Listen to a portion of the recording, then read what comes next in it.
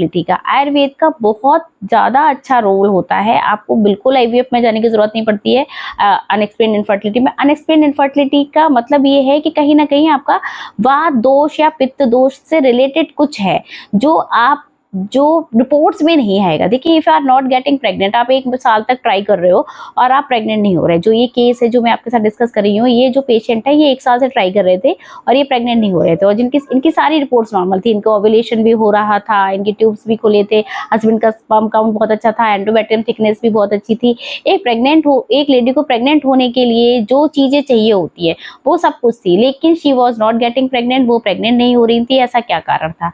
ये जो कारण है पेशेंट का, जब हमने देखा, मैं प्रकृति असेसमेंट करती हूँ, नाड़ी परीक्षा करती हूँ, तो इसमें जब मैंने देखा कि पेशेंट को पूरी वात नाड़ी थी और पेशेंट की जो प्रकृति है वो वातज है, उनको एसोसिएटेड जो लक्षण है वो हमेशा वातज रहते हैं, जॉइंट्स में पेन रहना, ये एक रहता है। पेशेंट जो है वो वातज प्रकृति की है, तो कहीं ना कहीं दोष जो है वात पित्त कफ दोष वो है, उनमें इम्बैलेंस है, इस वजह से आप जो है वो प्रेग्नेंट नहीं हो रहे हैं। तो ये जो पेशेंट है इनकी प्रकृति वातज थी और जो वात दोष की वजह से वो प्रेग्नेंट नहीं हो रही थी, क्योंकि उनका वात दोष का प्रकोप था। तो जब मेरे पास आए तो मैंने सारे रिपोर्ट्स उनके देखे हुए थे, सारे रिपोर्ट्स तो करवा के ही आते हैं पेशेंट मेरे पास। फिर जब मैंने उनका देखा तो उनकी प्रकृति जो थी वो वातज थी और उनका वात दोष बहुत ज़्यादा डिस्टर्ब था, जो वात दोष इम्बैलेंस बहुत ज़्यादा था। फिर मैंने मैंने उनका ट्रीटमेंट किया, आयुर्वेदिक ट्रीटमेंट किया, वात दोष के अकॉर्डिंग किया, और ओनली 1 मंथ का ट्रीटमेंट पेशेंट ने मेरे से लिया और वो पेशेंट जो है वो आज प्रेग्नेंट है।